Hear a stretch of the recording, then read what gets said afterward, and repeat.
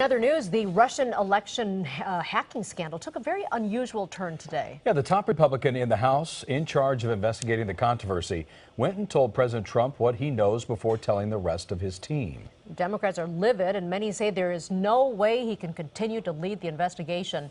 KCAL 9 political reporter Dave Bryan joins us now with this story. Dave. Yeah, and the two congressmen involved in this at the top are both from California. It wasn't so much the content of what Intelligence Committee Chairman Devin Nunes was presenting today, revealing that some Trump campaign associates may have inadvertently been surveilled by American intelligence agencies. It was the way he went about it. And that has triggered a furious battle tonight between two prominent California congressmen who until today were seen as the textbook case of how to work together. I have seen intelligence reports that clearly show that the president-elect and his team were, I guess, at least monitored and disseminated out in intelligence. Visalia Republican Congressman Devin Nunes, the chairman of the House Intelligence Committee, said he had seen about a dozen intercepted intelligence communications involving members of the Trump transition team. On numerous occasions, the intelligence community incidentally collected information about U.S. citizens involved in the Trump transition. Details about U.S. persons associated with the incoming administration, details with little or no apparent foreign intelligence value, were widely disseminated. That could mean either Trump associates or Trump himself were in contact with foreigners under surveillance, or the foreigners were discussing the Trump team. Nunes did not question the legality of the surveillance. It looks to me like it was all legally collected, but it was essentially a lot of information on the president-elect and his transition team and what they were doing. The committee's investigating Russian interference in the 2016 presidential election and possible collusion with Trump campaign associates, as well as leaks of classified information.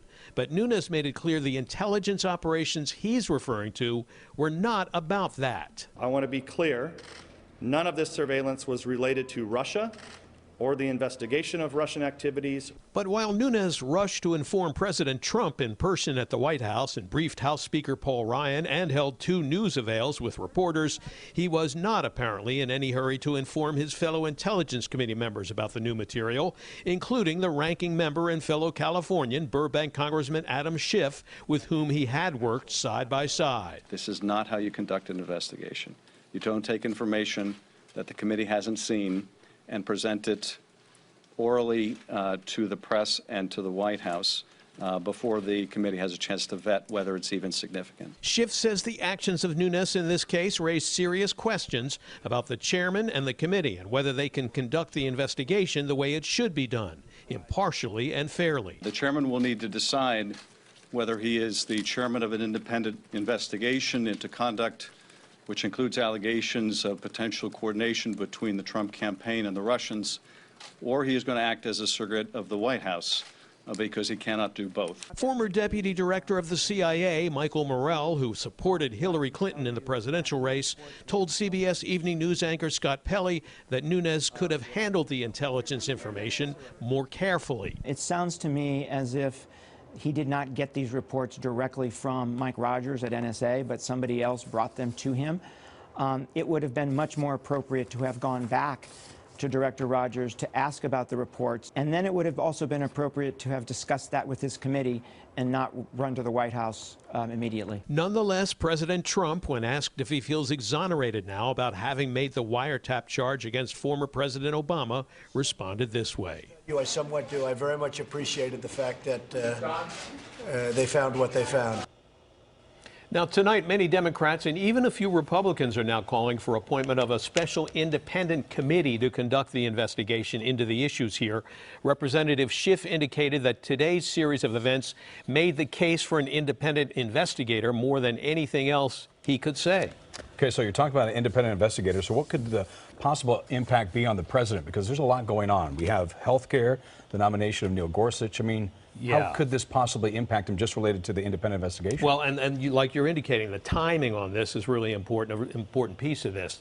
It's starting to look like another crucial test for the Trump administration, and there are several more coming soon. But today's events raise more doubts about the credibility of the administration, still fighting, for example, to defend the charge that President Obama ordered wiretaps on President-elect Trump's phones when there's still no evidence to back that up. Tomorrow is a serious test of a different kind. The vote is scheduled on the Republican health care plan.